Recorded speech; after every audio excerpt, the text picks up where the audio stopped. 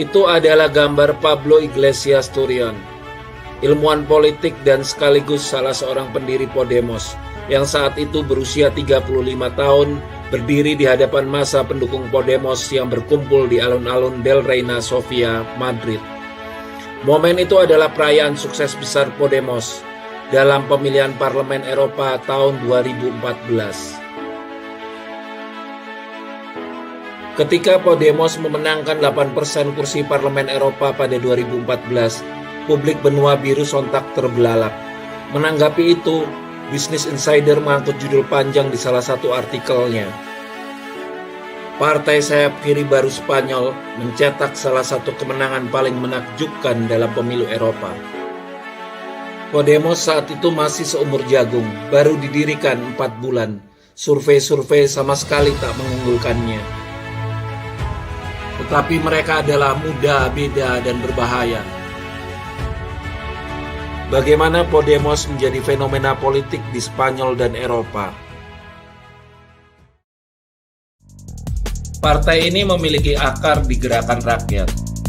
Dia lahir dari protes besar anti kebijakan pengetatan ekonomi atau austerity.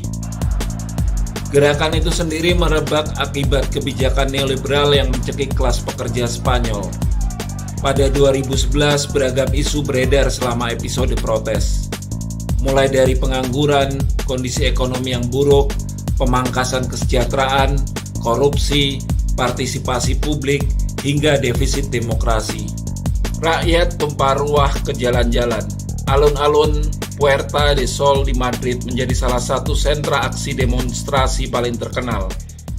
Dari sana muncul gerakan Movimiento 15M alias gerakan 15M.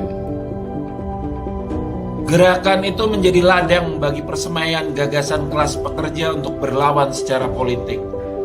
Sesuatu yang kemudian bermuara pada pendirian Podemos. Partai yang bernama lengkap Unidad Podemos, yang berarti bersama kita bisa.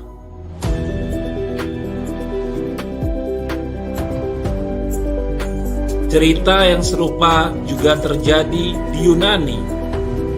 Alexis Tsipras terpilih menjadi Perdana Menteri Yunani pada tahun 2015 di usia 40 tahun. Kata orang, life began at 40. Hidup dimulai di umur 40. Tsipras memulai usia itu dengan memegang kendali utama Yunani. Dia menjadi Perdana Menteri termuda dalam sejarah negeri dewa-dewi. Tsipras berangkat dari kekuatan politik bernama Syriza, sebuah koalisi politik yang memiliki akar kuat dalam gerakan rakyat. Di Yunani, gerakan kelas pekerja merebak hebat selama 2010-2012 dalam tahun-tahun krisis Yunani yang terkenal. Pemogokan terjadi di banyak titik. Pegawai negeri pun turut memobilisasi diri. Syriza memiliki pertalian yang erat dengan gerakan kelas pekerja di periode krusial ini, dari mana selanjutnya mereka menggemukkan dukungan politiknya. Authority has finally named socialist Pedro Castillo as the country's next president. Castillo has won the election by a margin of nearly 44,000 votes, beating his right-wing rival Keiko Fujimori. Pedro Castillo di Peru juga memulai pencapaian elektoralnya dari protes rakyat. Tahun lalu, pria bersandal karet ini pergi ke pucuk pimpinan negeri karena berangkat dari alas yang sama, gerakan rakyat. Pada 2017, Castillo memimpin pemogokan guru terbesar dalam 30 tahun terakhir di Peru. Guru-guru itu menuntut upah yang lebih baik. Gerakan itu tidak mencapai hasil yang diinginkan, tetapi nama Pedro Castillo mulai mencuat, menjadi perlambang orang-orang yang terpinggirkan.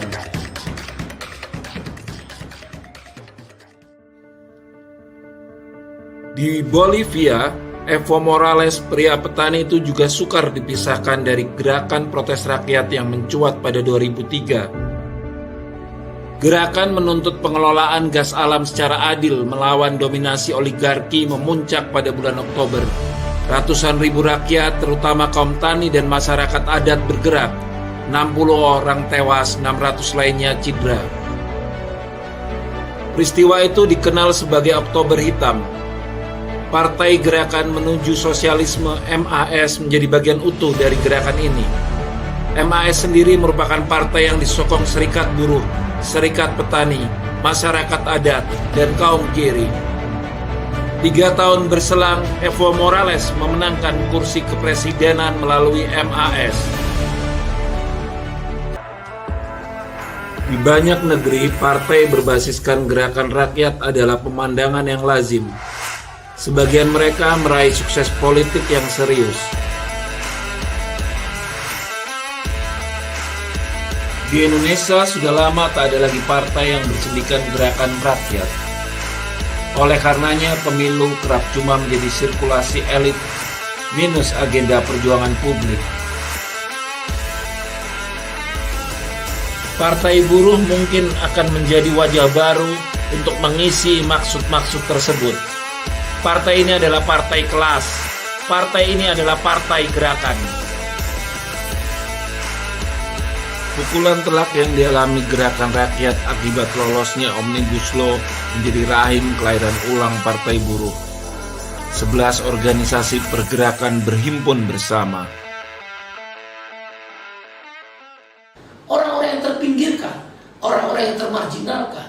Kami anti pada outsourcing yang tidak diberi batas, yang tidak diberi berapa jenis pekerjaan yang boleh dilakukan.